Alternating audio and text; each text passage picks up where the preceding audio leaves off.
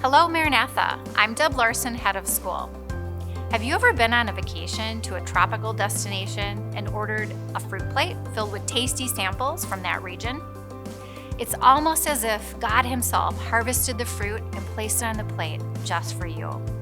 Why is it that certain fruits and vegetables grow better and definitely taste better in certain areas of the world? It has to do with the overall environment. First, the soil has to be conducive for the seed to germinate. Next, the weather must provide the correct temperature, moisture, and sunlight to give the plant the best chance to grow. Then, the gardener or the farmer has to be skilled enough to keep factors such as weeds and predators away. At Maranatha, we work diligently to create an environment conducive for your child to produce good fruit. We do this by examining everything from a biblical worldview. Next, with a unified, Christ-centered focus, we strive to keep the storms of life outside the doors. Each teacher and staff member who is like the master gardener is called to be here.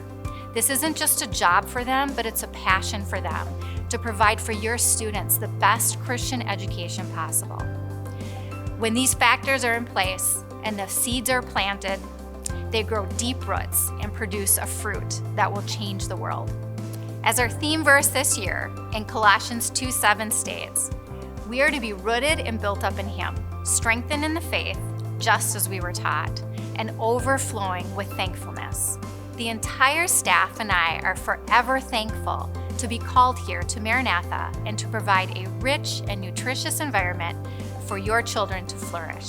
Stay rooted and built up in Him, Maranatha,